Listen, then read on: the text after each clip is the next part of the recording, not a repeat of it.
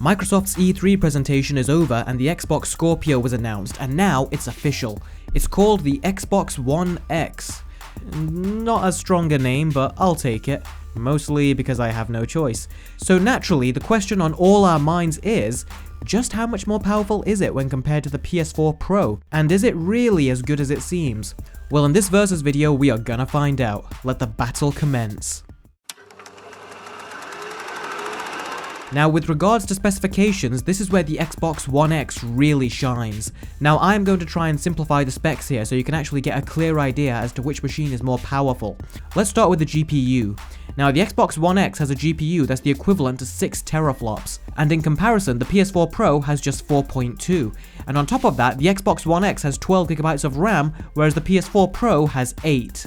Also, somehow, despite having all this extra graphics and processing power, it is all crammed in a body that is slimmer than that of the Xbox One S, which is a much weaker machine in pretty much all aspects.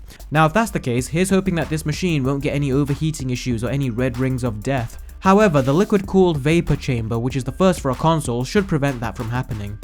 Now, going back to the design, when compared to its previous 2 iterations, I gotta say, the Xbox One has finally been transformed into a good-looking console. I don't know what Microsoft were playing at with the original design, because it always looked like an old VCR to me. Now, the PS4 Pro is clean, simple, and layered like a sandwich. And even though the construction looks thin, I gotta say, it looks a bit like they just took a fraction of the original PS4 and using literal plastic surgery, they molded it on top of the original console. Now, it's not a bad looking console by any stretch of the imagination. It's just that after the PS4, which looked pretty sleek and decent, this looks like a true lazy man's interpretation of what an upgraded console is supposed to look like. So with regards to its specs and design, the Xbox One X beats out the PS4 Pro hands down. Now, the Xbox One X supports the entire library of Xbox One titles, and it actually enhances the graphics of all the games. Microsoft are calling this Boost Mode. Now, when Sony released the PS4 Pro, they also gave it the ability to visually enhance games that were out prior to the system's release. The games would get an update called Pro Patch, but there was a big problem. Only some games got the update, and even the ones that didn't have much noticeable improvements. I mean, you would have to do a side-by-side comparison to notice any differences, and even then, they wouldn't be that noteworthy.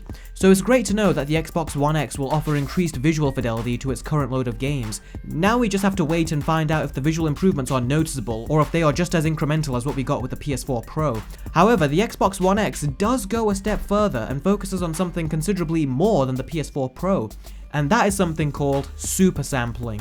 Seeing as the Xbox One X is a system that supports 4K, Microsoft have still taken the rest of us into consideration, as even if you don't have a 4K TV, you are still going to see visual improvements with your games on your 1080p screen, improvements which you wouldn't be able to see if you were using a standard Xbox One or Xbox One S. Not to mention that the Xbox One X has a faster hard drive which results in faster load times. So we do need to validate this, but if Microsoft stay true to their claims, then the Xbox One X will definitely be the winner with regards to visual quality on the current selection of games.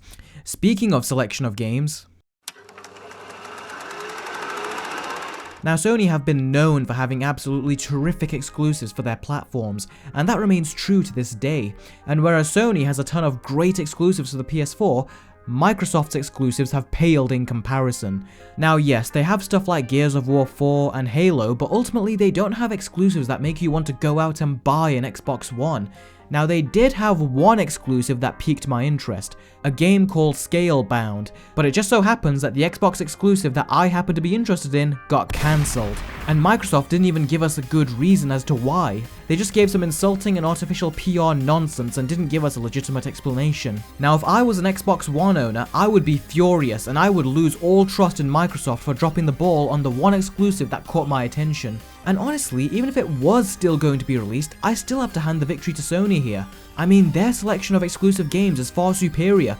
You have Spider-Man and God of War coming soon, and you even have exclusives that are already available, such as the Uncharted franchise, which I reviewed from the perspective of a newcomer to the series.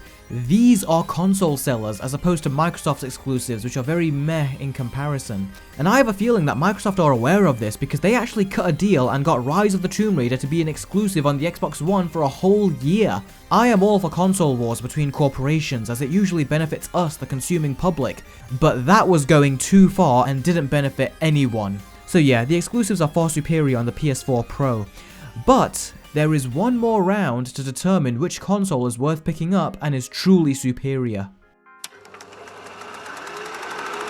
Now the price is the determining factor as to which machine is more worthwhile. So what is the price for both of these machines? Well, the PS4 Pro costs $399 in the US or £349 in the UK, and the Xbox One X will cost $499 in the US or £449 in the UK.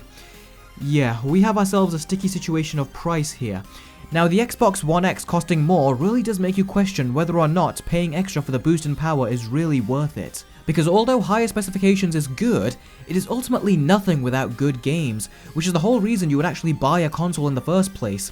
Now as I mentioned earlier, if you're looking for a console with higher quality exclusives and an otherwise identical library of games, then the PS4 Pro is undoubtedly the better choice.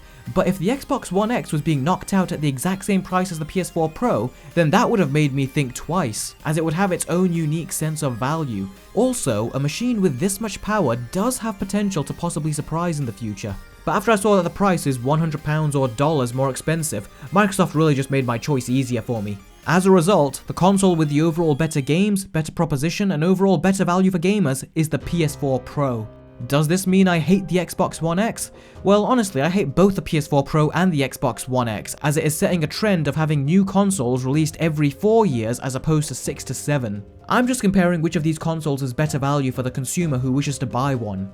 As for me, I have an original PS4 and I am sticking with it. I am more than happy with it, and from where I come from, one console is meant to last you for about a decade before a company decides to make a new one for you to buy. This is an attempt for the gaming corporation to apply planned obsolescence to consoles now, as this way they can release new hardware every 4 years and boost their profits, whereas us gamers are left with a gigantic gap in our wallets. This is an anti-consumer evolution of console gaming, and one which I downright refuse to be a part of.